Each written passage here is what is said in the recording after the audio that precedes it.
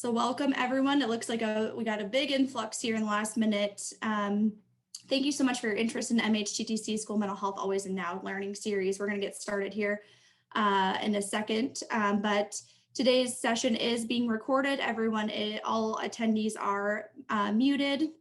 We're going to start out with some housekeeping items, but please share with us in the chat who you are and where you're from, and we're so happy that you joined us today. We can move to the next slide. Welcome everyone. My name is Dr. Erica Franta, she, hers. I am the School Mental Health Program Director at the Mid-America Mental Health Technology Transfer Center. We serve the 4-state region of Iowa, Kansas, Nebraska, and Missouri. And our center is stationed out of the Munner-Meyer Institute at the University of Nebraska Medical Center in Omaha. But I am joining you all today from St. Louis, Missouri. I'm so excited to moderate today's session. Thank you for joining us for session 6 of our 8-part learning series, MHTTC School Mental Health, Always and Now. Today, we're going to be focusing on Module 6, Early Intervention and Treatment, Tiers 2-3. I'm going to move into some housekeeping items before we begin. As I'm doing housekeeping, we are going to launch a poll for you all momentarily, just to help us learn about our audience and learn a little bit about you. So please complete the poll as I'm making my way through some housekeeping items. As we have all been adjusting to working from home, I'm sure many of you have become pretty comfortable with Zoom video meetings, but we wanted to share a few reminders regarding the technical logistics for today. So to ensure the best audio quality for the duration of this meeting, we have muted mics for all participants except for our speakers. And if you do have an audio or technical issue, the chat box is the perfect place for you to ask questions about that and get those issues addressed. If you have a link to resources that you would like to share with other attendees, or any questions for the speakers, the presenters, or panelists, please put those items in the Q&A pod. We have team members monitoring the Q&A pod for those items, and they will also help us ensure that your questions get answered by our panelists here at the end. To open the Q&A pod, hover your cursor just over the Zoom toolbar at the bottom of your window and click on the Q&A function. We have scheduled time for the Q&A for a Q&A with our guests here at the end, but please feel free to answer your question at any time, and we have folks monitoring that to answer it in the moment or save it for the end. We have made every attempt to make today's presentation secure. However, if we do need to end the presentation unexpectedly, we'll follow up with you using your registration information. The session recording and the slide deck will be posted to our website in just a few days for you to see that and share it with others. And just a reminder that captions are available for today's session. If you would like to enable or disable closed captioning, there is a CC button also at the bottom of your screen on your Zoom panel, and you can either activate that captioning or deactivate it from there. And if you don't already, please follow us on social media and stay in touch. So again, welcome. If you're new to us, this 8-part series is a collaborative effort of the Mental Health Technology Transfer Centers, or MHTTCs. We are a network funded by the Substance Abuse and Mental Health Services Administration, or SAMHSA. The MHTTC network includes 10 regional centers, a national American, Indian, and Alaska Native Center, a national Hispanic and Latino center, and a network coordinating office. Our collaborative network supports resource development and dissemination, training and technical assistance, and workforce development for the mental health field. After today's session, we strongly suggest you visit our website, find your regional center, sign up to get on their mailing list, and keep in touch with them for resources and training opportunities. A really quick disclaimer, this presentation was prepared for the MHTTC network under a cooperative agreement from SAMHSA. So the opinions expressed during this learning session are the views of our moderator and our panelists. They do not reflect the official position of the Department of Health and Human Services or SAMHSA. Lastly, we ask that you please take a moment to complete our brief survey at the end of today's session. This survey should automatically pop up in your browser window once you've closed out of the Zoom webinar. But we will also be sharing with you the link at the end of our session and the QR code that you can use on a tablet or mobile device as well. Again, thank you all so much for joining us. I encourage you to join your regional breakout session here at the end as well. As a quick reminder, part of this learning series is including those regional breakout sessions. Really, this is just a time for all of us in our region to get together, ask questions, talk with one another, and really contextualize the content that we're covering today within our region. Something that's really exciting is that our panelists will be joining their regions. So if you have questions for them, we'll be able to address those at that time. The breakout sessions will commence immediately after today's webinar, and we will share the link to those to a document with those rooms at the end of the session. So we just want you to be thinking about it as we're going through today. So thank you all so much for your attention during this quick intro. I think we can get started.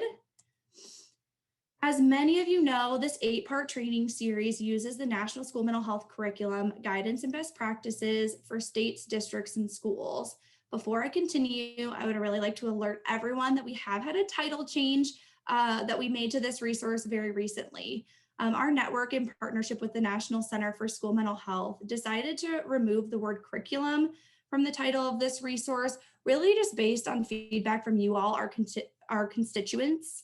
So this resource will now be referred to as the National School Mental Health Best Practices Implementation Guidance Modules for states, districts, and schools. We've made the necessary updates to all of our resource materials on our website, but just wanted to alert you all to that change. And this resource was developed by our network, our MHTTC network, in partnership with the National Center for School Mental Health back in 2019. The intended purpose for this resource is really to help states, districts, and schools advance comprehensive school mental health and to engage in planning process for implementation around creating and implementing comprehensive school mental health systems. So this resource includes both a trainer and a participant manual, 8 sets of slide decks for each module, representing those core features of comprehensive school mental health, and lots of resources for you to have access to. So today's live session will consist of a discussion with a small panel of school mental health leaders who will provide really an always and now application of the school mental health best practices, implementation guides, and modules. While the modules are a great resource to utilize in, typical normal school years, if you will, it's especially relevant right now with the context of COVID-19, the pandemic, and its impact on our provision of school mental health services. So our panelists, who I'm so excited you're going to hear from, will share with us their experience using these implementation guidance and best practices, and their innovative ideas and successes and challenges that they have overcome in utilizing these and applying these in this context. So let's pause for just 1 second and let's take a look at the results of our poll. So we can see we are super evenly split here in those of you that were able to view the module ahead of time and those of you that were not. And we also see that we really have a range of experience with this module too. So this is going to make for a really great discussion for you all today. And for those of you, that weren't able to watch the module ahead of time, or if you could use a refresher, I know I can always use a refresher on this content. You're in luck. We are so excited to have Dr. Dana Cunningham with us today to provide a recap of Module 6. And she is going to be one of our panelists. She'll be on with us on the call through the remainder of this session. So Dr. Dana Cunningham is a faculty consultant at the University of Maryland School of Medicine in the Department of Psychiatry. Her role with the National Center for School Mental Health, in her role as the National School Mental Health Consultant, she has served as the director of Prince George's School Mental Health Initiative since 2006. The PG-SMHI is designed to provide intensive school-based counseling and support services to students in special education in Prince George's County Public School District. So Dr. Cunningham has extensive experience providing direct clinical services in urban school districts, and she often provides training, technical assistance, and consultation to local and state level education and mental health agencies.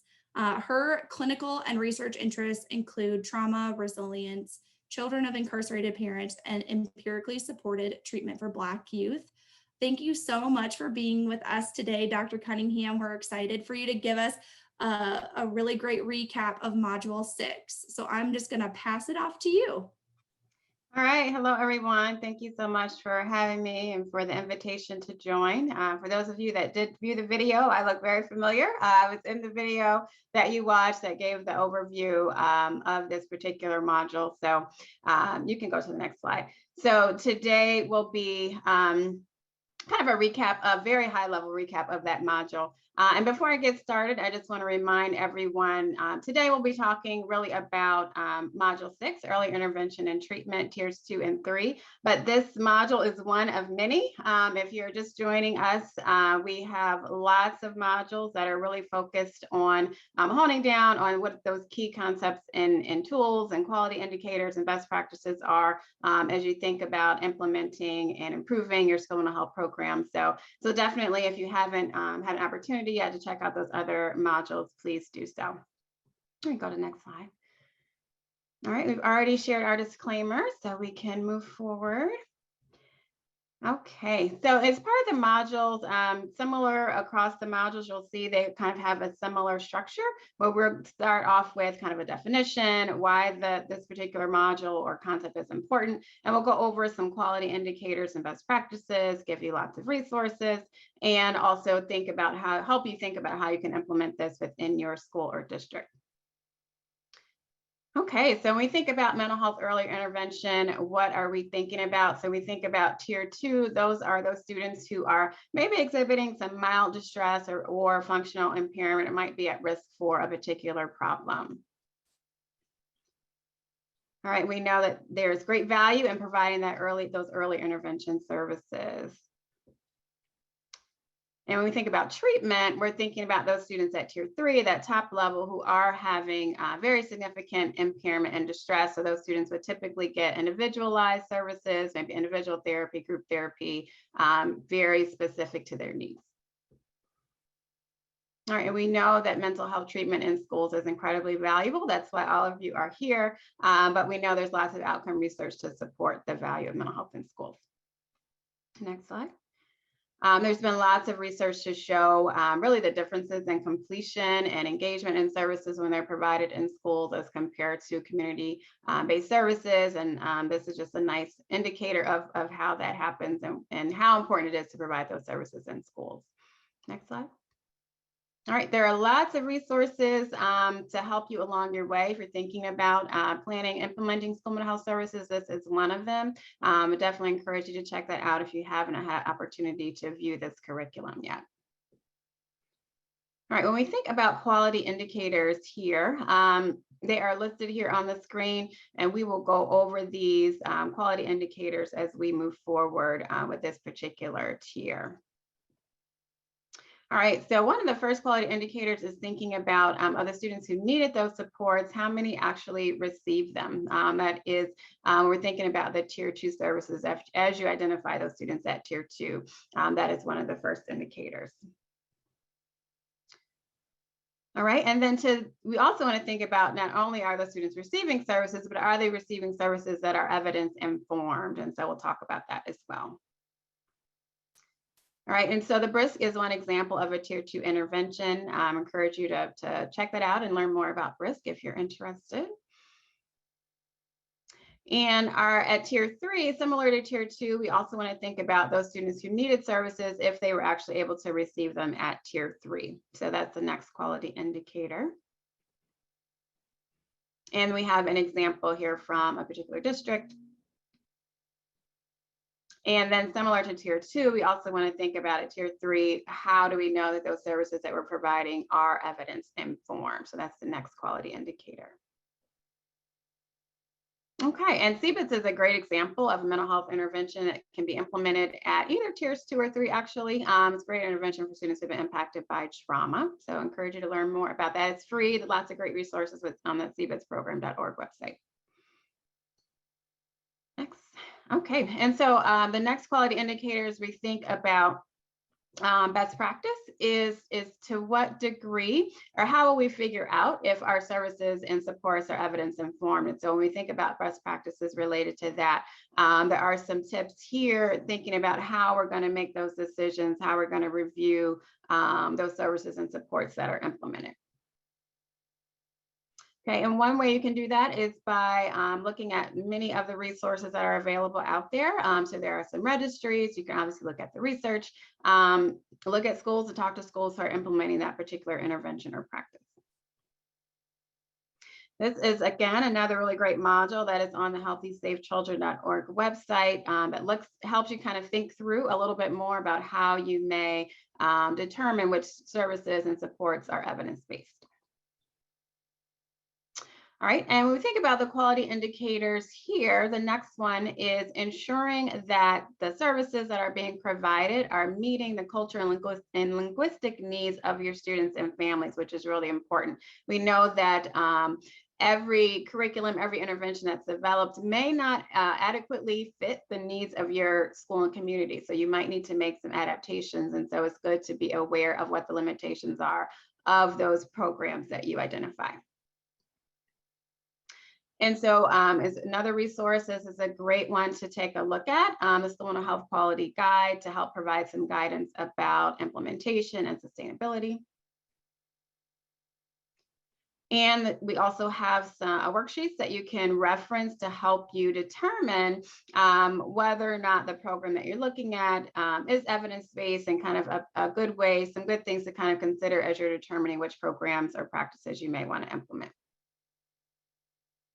Another really great resource, there's a 3-part webinar series on selecting, implementing, and preparing to implement evidence-based programs in schools. So I encourage you to check that out as well.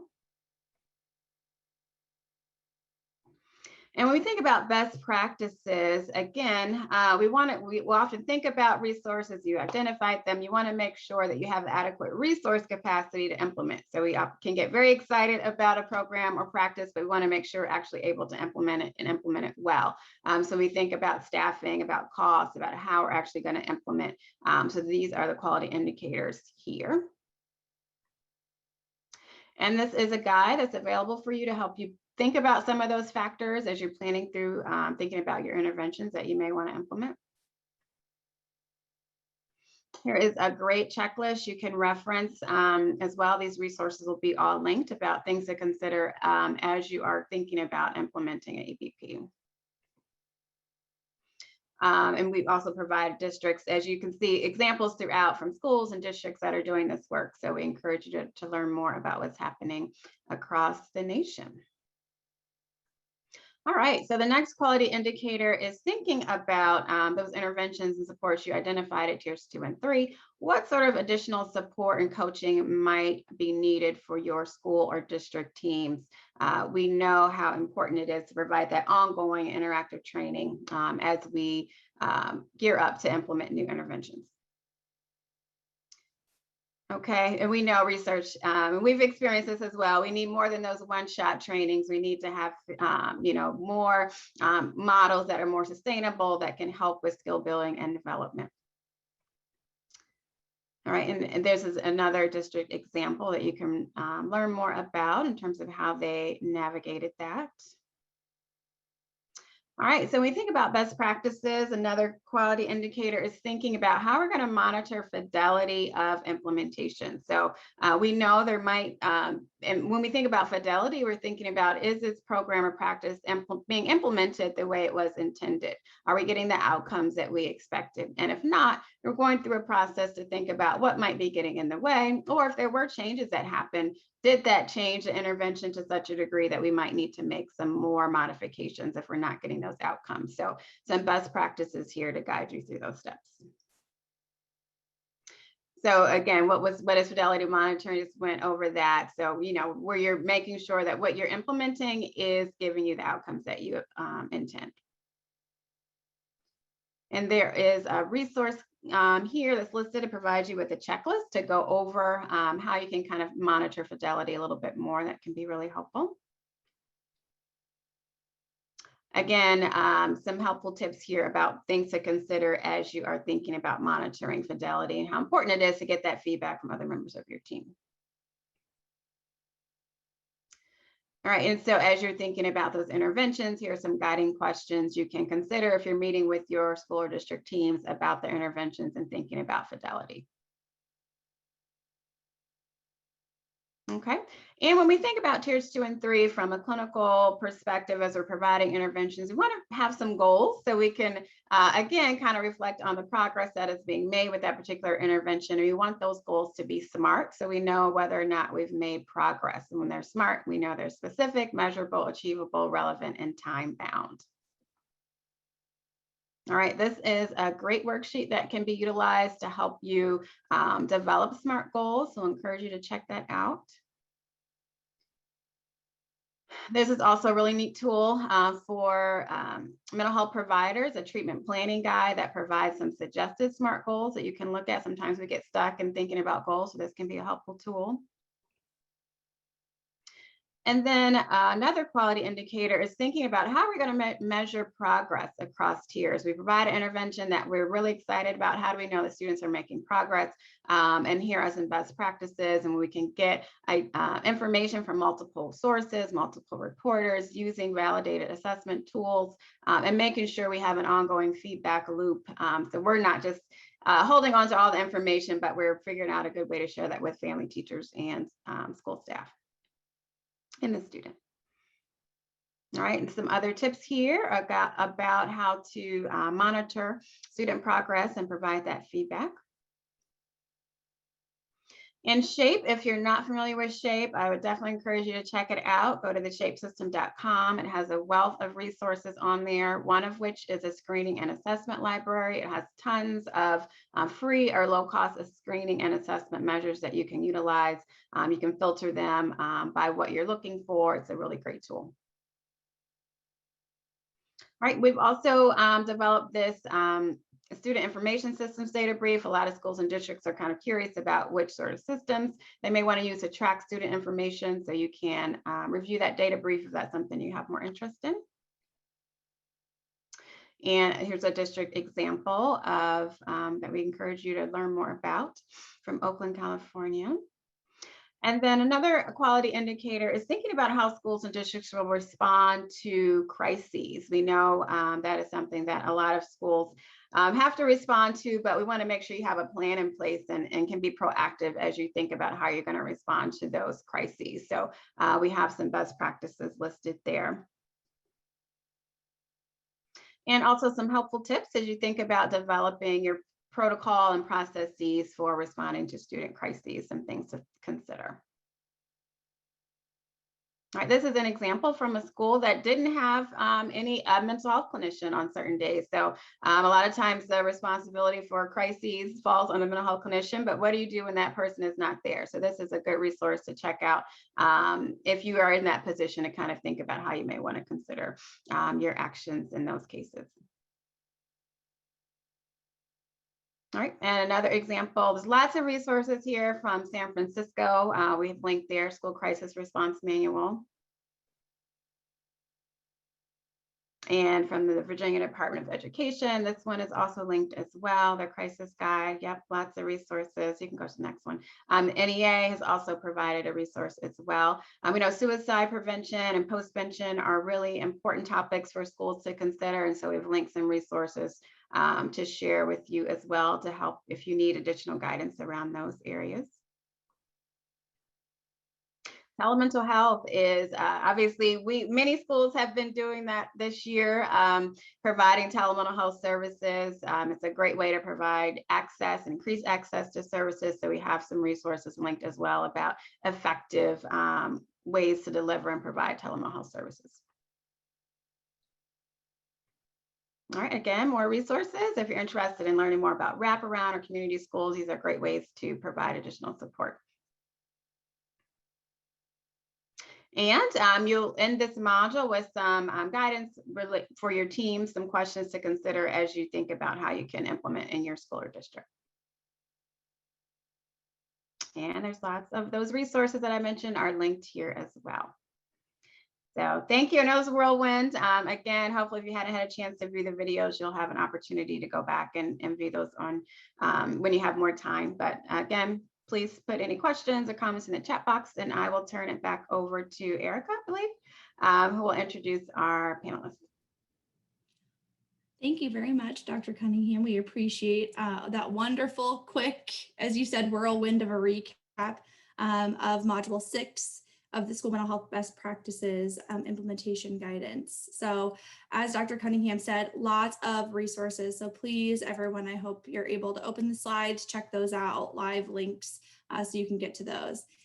So we are going to move into the panel discussion, the next portion of our session today. So today we have with us, I'm so excited to introduce Angela Castellanos and Dr. Mindy Chadwell. Angela is an experienced mental health consultant and administrator with over 25 years of diverse and progressive experience in the mental health care industry, as well as in school settings. She is a licensed clinical social worker, and she specializes in administering school mental health programs, monitoring industry professionals, developing and teaching best practices in the area of trauma, suicide prevention, crisis response and recovery, and school mental health. Angela serves as a school mental health training specialist for the Pacific Northwest MHTTC, and she'll be joining their breakout later. And then we also have Dr. Mindy Chadwell. She is an assistant professor, a licensed psychologist, and a board certified behavior analyst in the psychology department at the Munro-Meyer Institute at UNMC, where she also serves as the school mental health coordinator, specializing in really establishing successful school mental health partnerships. Dr. Chadwell provides services and training in comprehensive school-based mental health and evidence-based interventions to master's level trainees, pre-doctoral interns, postdoctoral fellows. She is also a faculty trainer for the Mid-America MHTTC. Thank you both so much for joining us today.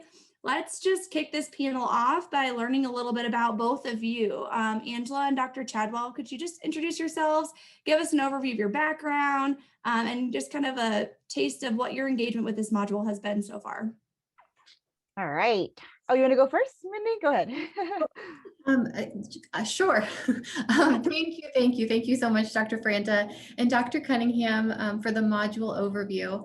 And thank you for inviting me to be here today. I get so excited to talk about school mental health, so I will try to tone it down a little bit. Angela and I met last week, and I was so inspired by hearing about the work that she's doing. I'm excited to share with you today, as well as learn from you in the regional breakouts. My experiences in school mental health began in college, I think, when I had a service learning opportunity working in a day treatment school for children participating in a residential treatment program. In this experience, I was able to co-facilitate a variety of groups and observe implementation of really systematic daily behavior report cards that were used across the school and residential treatment settings, and it just really inspired me. It was a powerful experience that influenced my interest then in pediatric mental health and wellness, and later influenced my decision to apply to school psychology graduate programs. I know there's some school psychologists out there, so hello. I am trained as a school psychologist with intensive clinical training also in primary integrated care.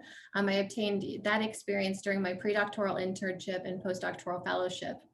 And then in recent years, I've had the rewarding opportunity to return to providing school-based services in a variety of capacities. So in my current role, I team with a local school district in providing comprehensive school mental health services with a focus on Tier 2 and Tier 3 supports. I also provide training and technical assistance in comprehensive school mental health as a school mental health trainer for the Mid-America MHTTC and as part of the Mental Health Professional Partnership, which is providing training and support to rural school districts in Nebraska. And then within my current role, I really engage with this module frequently in my direct clinical service delivery, as well as the training and TA that our team provides to partnering school districts. So I will turn it over to Angela to introduce yourself. Thank you, Mindy. And actually, Mary in the chat said, do not tone it down. So let's just have fun right now. Let's just get started, right? Yep. So thank you so much for having me here today. I also get really excited. I had an opportunity to meet with Mindy and also learn about the work that she's doing as well. And so I'm Angela Castellanos, and the school mental health specialist at the Pacific Southwest. I am actually here in California, Long Beach, sunny California. And so I like to say that my experience actually began in high school. I won't tell you how long ago that was, but for those that are familiar with LA County or Los Angeles, my house is actually based in Los Angeles too, but my high school is actually based in South Central.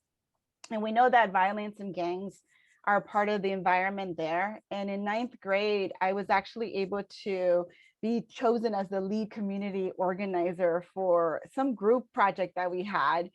And, you know, at 14, I didn't really have an understanding of mental health, but I was doing the actual work, and I didn't consider it social work or mental health at the time.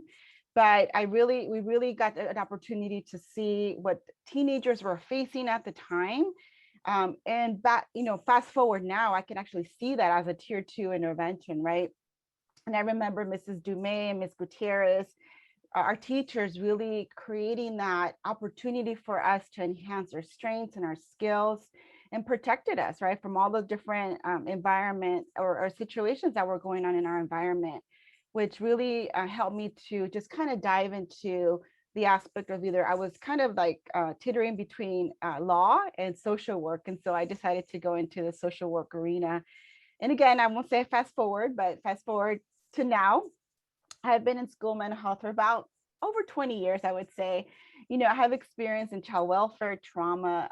I worked in corrections, also helping to develop some school-based in the camps, in the juvenile hall jails, in school mental health. And again, you know, like I said, my personal experience has been, you know, can be considered a tier 2 intervention, but also within the professional capacity, I've actually had the opportunity to create systems in a variety of different school districts as a direct practitioner. I was a school social worker for a really long time. And then also I'm an administrator. I was an administrator as well, and I have an administrative credential to work in a school system as well. And then, you know, looking at the module, I am trained and certified as a trainer of trainers in a variety of evidence-based practices, including CBITS. And also have, like I mentioned earlier, I have a direct experience in working as a school social worker and school administrator to increase mental health services at various sites. So it's been such an honor and fun to kind of just experience all of the different opportunities that I've had. So, you know, welcome and thank you for being here today. Thank you both so much. So as everyone can see, we have a wealth of knowledge and experience in our panelists here today to share with us how they have really been implementing these comprehensive systems of school mental health. So thank you both again for being here. I'd like to direct this question at both of you. Share with us some successes or some innovative strategies, or maybe even just some highlights from your efforts to support early mental health and intervention in your schools. I can take this one, start off this one. You know, one of the things that as I was kind of thinking about these questions, I think all of my experiences have been very fascinating because I've had such a great administrative support. But as I kind of go back memory lane and kind of thinking about what are the most innovative or successful experience I've had, is one where I was engaged as a school social worker in a high school in the Los Angeles area, not LA Unified. But generally during that time, California was looking at decreasing the capacity or the school student caseload for school counselors at the time. So they created some funding under Assembly Bill 1802, AB 1802. And so the schools were actually provided with the funding. They said, you know, you can be as creative as you want to be able to create, decrease these systems, decrease your caseload and create systems that are more adaptable to support the caseload. And so this particular school, high school, actually was very innovative. What they did is they actually looked at data to determine the role and kind of just the capacity of what they were looking for. So two things that they looked at. One was they actually saw, well, they had high caseloads and they didn't have the time to really address some of the high need students. But they also noticed that there was a lot of risk assessments that were being conducted. And then also students were not connecting to resources once they were provided a referral. I really like that slide that Dr. Cunningham showed us earlier about the connection for the importance of outlining and supporting students within the campus so that they're able to access these services. And so because I do have a variety of different school credentials, I was able to be hired as a counselor on special assignment, and which really allowed me the freedom to begin implementation of a referral process, which then evolved throughout the years. And then we have a couple of minutes to go over that experience. But I think one of the biggest pieces for that is the administration really provided the support. Fast forward a few years later, the school actually received recognition from the California School Board Association's Golden Bell Award for the school mental health program. And I'm highlighting the school because the team actually was very innovative. The administration was very supportive in this process, and also the school staff. They were able to provide all of these wonderful, we were able to open up these opportunities for students that were free for that particular community. They provided a space for us. I know in schools, space, what? I was lucky I was getting a closet, right, to see students, but they actually opened up a classroom. They readjusted everything. And it was a confidential space so that students could be seen. Anything that I would ask as far as like curriculum, like, hey, we need to do CBITs, or like, how much is it going to cost? And we said, okay, that's fine, So it was a lot of really creative opportunity because I had that support. And also the other schools in the school district started to notice what's going on over there. Why are what's the data showing? Why is this happening there? Or how do we get one of you over here? So the district began to just kind of be creative as well. And they started to utilize funding to replicate these services at the other schools. And I was able to move over to this district office, was promoted at the time. And then fast forward as of today, every high school in that school district has a school social worker, and they also have 2 full-time program specialists at the site. So that's, one of the biggest pieces that I love to highlight is that success was really about the support from the administration, and they put the funding where it needed to be. That is so amazing. I love hearing that story. That's incredible. I would just like to highlight two things in my experience, both related to the integration of Tier 2 and Tier 3 services within districts. The first is the integration of clinical services within one of our local suburban school districts. We piloted integration of Tier 2 and 3 services within one middle school to start in the district. And then within only a few months, the school building team and district administration were seeing significant benefits of the work. We maintain data on services provided, satisfaction from multiple stakeholders, so our students, parents, our school leadership teams, as well as services that were supportive of Tier 1 work, really ranging from consulting with the school leadership teams, completing SHAPE assessments, like was talked about previously with Dr. Cunningham, as well as consulting with teachers. And the district partners enthusiastically asked for more. We are now providing services within 3 of the buildings with plans to eventually serve all buildings once we can get enough providers trained. We're currently working on that through our internship and fellowship training programs. And something that was really integral to that integration comes from the teaming module, actually. And not that I want to go backtrack to teaming, as I know that was already covered, but I do think it's really important. It's really important to work hard to develop positive relationships and partnerships. This is both within the core school team as well as outside of the team with community partners. The schools that I'm so fortunate to work with have really welcomed our MMI team as part of their team, and it has led to much success. So I encourage everyone to reference content from the teaming module as well.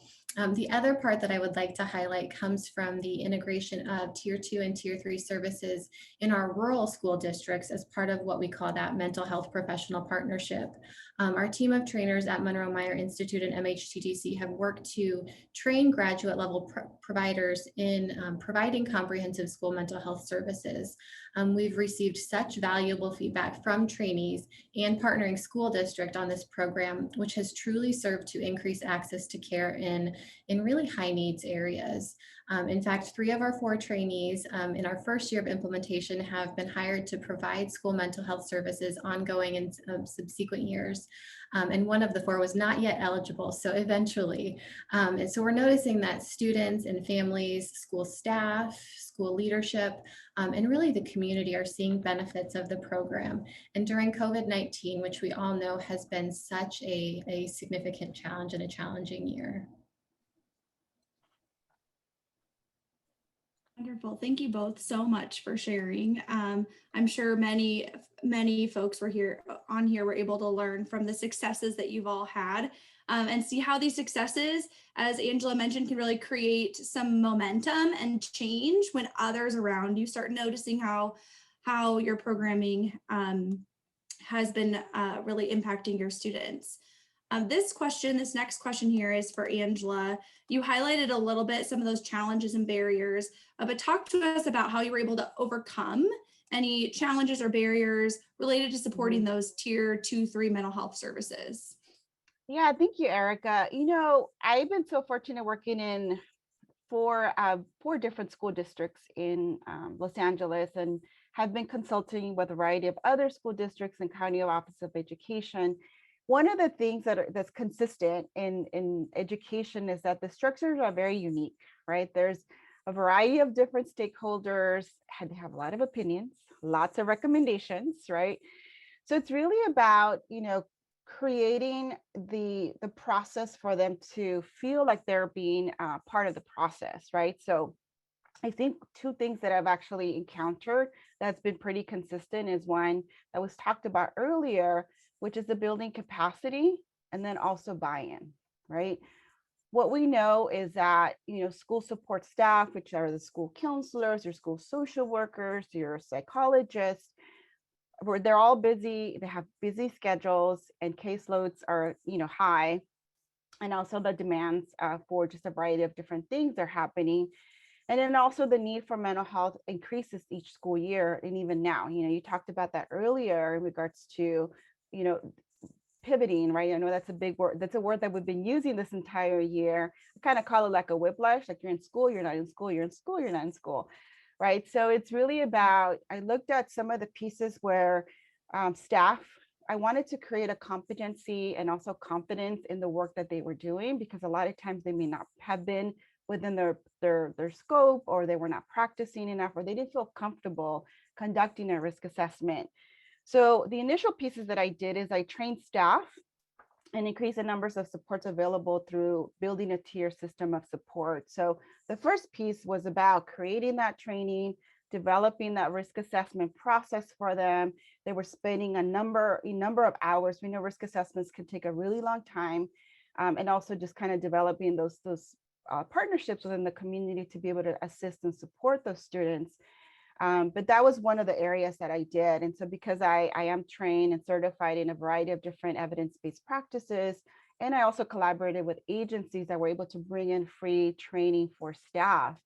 But I also connected again with my local universities, and we partner up. Like if the school district did not have any interns, we're able to just kind of develop that partnership. We started off with like 1 or 2 universities, and then we increased, you know, we were able to, in one school district, I was able to partner up with 12 universities within the area to increase capacity and develop that system of support for students.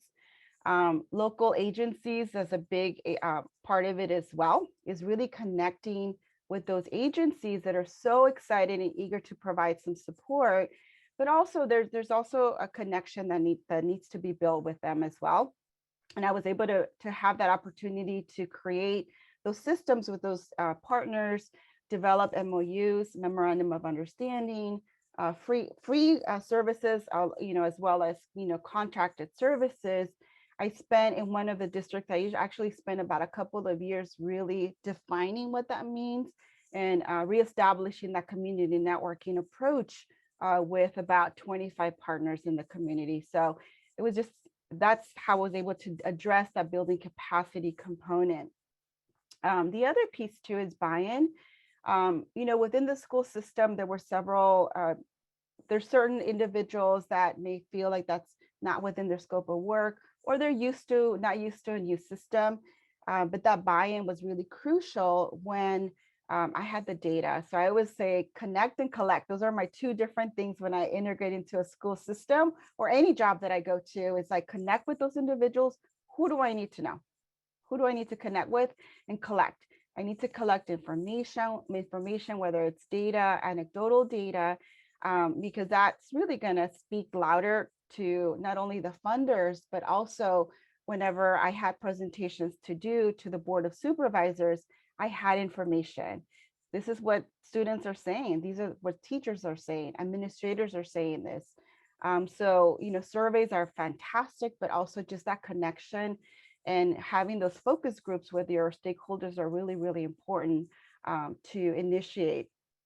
Teachers felt supported, administrators had guidelines, and they could follow, very specific processes so that everybody's involved in that continuum of support for students, including the custodians, as part of the conversation that we had. So, I can keep talking, but I know that we have to cut the answer short. So I'll stop there.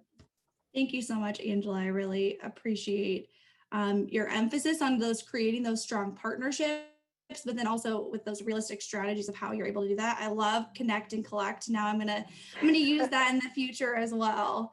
Thank you so much. So next, I'm gonna target this question over here to Mindy.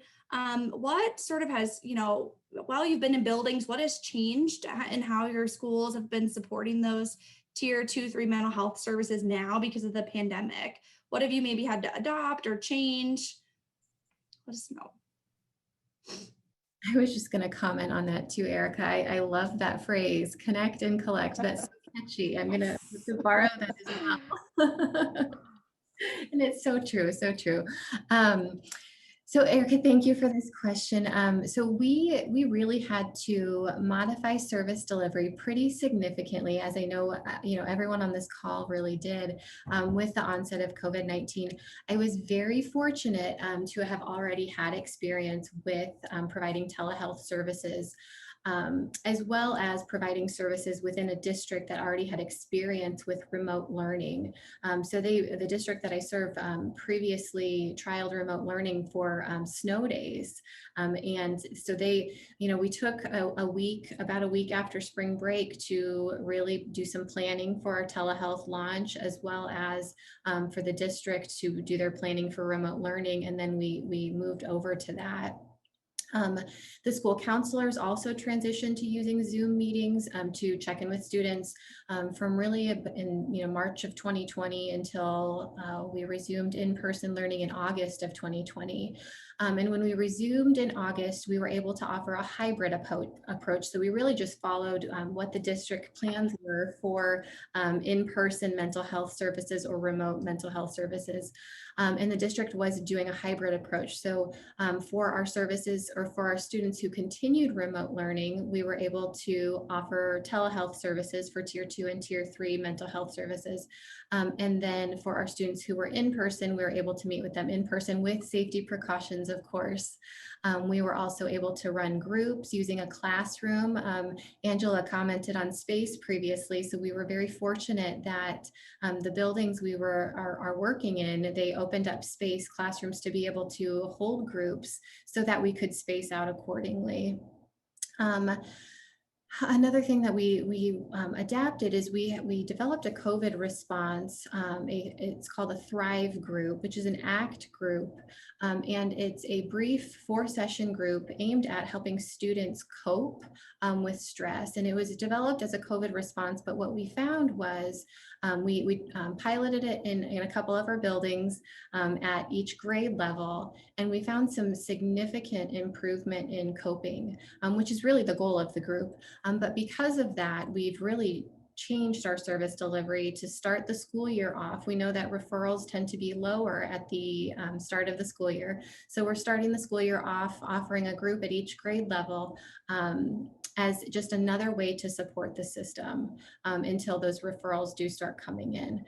But that's, you know, in such an unfortunate circumstance, you know, something positive that came from is, you know, we're able to offer this new service and have some really, really great data to support the benefits that it's providing. That's wonderful. Thank you so much for sharing. And it's so nice to hear that some of the changes and adaptations you've made, you've also learned, you know, that positive impact could maybe be longstanding or even programming that might stick around for a little bit longer too.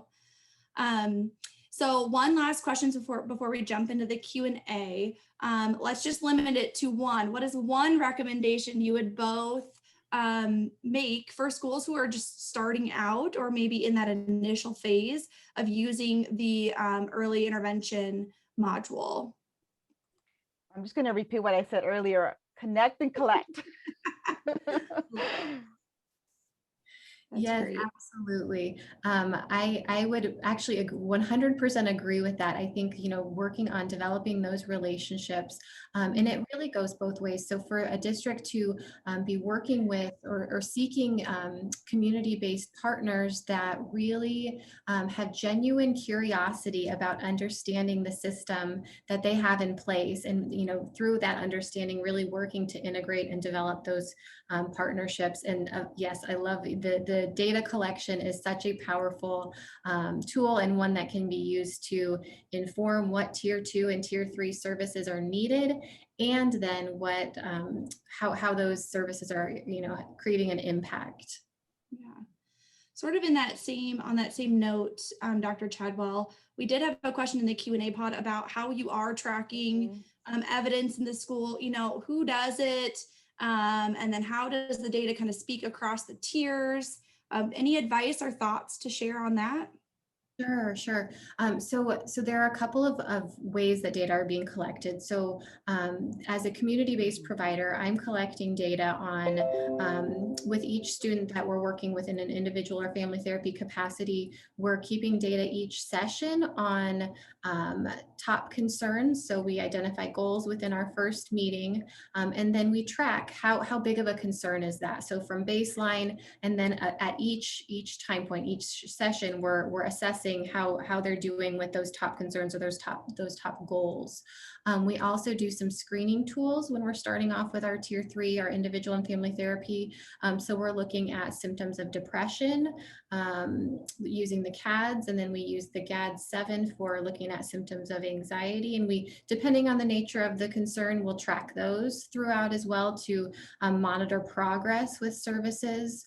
And then we also could do a CGI rating. So from the first time that the student came in to see us, how are they doing, you know, from, you know, very much worse to very much better. And because we do have releases signed, yes, CGI, Clinical Global Improvement Scale. Sorry, I saw the chat come up. That's great. And then, so we're keeping our own data pieces, and because we have a release signed and we talk with families in advance and get that permission to be able to coordinate services with the school, we're able to share that information and really work together as part of that team. And I'll just add quickly for some of the school districts that I worked in, for the behavior tracking, attendance and discipline, and academics, we're tracking the coordination of services team. We actually track that information whenever there was a pathway to mental health services. And then also any type of, once our providers were or in-school providers were providing any kind of support, we actually contracted with an outside vendor to, I helped to create a educational health record keeping system so that we can track, and there was no diagnosis or anything connected, but we just wanted to really track how many groups we were providing, how many students, because there was about 32 schools. And so it was too hard to do like little sticks like I used to before. So I had to get with the, with technology and being able to just run a report within seconds to be able to track that information. And then within other programs, we also did have a couple of different screeners that we use with, permission from the parents to be able to track some of those pieces pre and post intervention. So. Great. Thank you both for sharing that. I'm just going to ask this last question, if it can be a quick response, Dr. Chadwell. One person just wanted to know how you were able to fit those 4-week sessions like upon reentry in the fall. Maybe you can type a response to them as we're wrapping up, or if you have a quick kind of response, we could jump into that. Yes, I can work on a response to that. So I will say just quickly, we launched the groups throughout this school year. So we will be trialing it in the fall.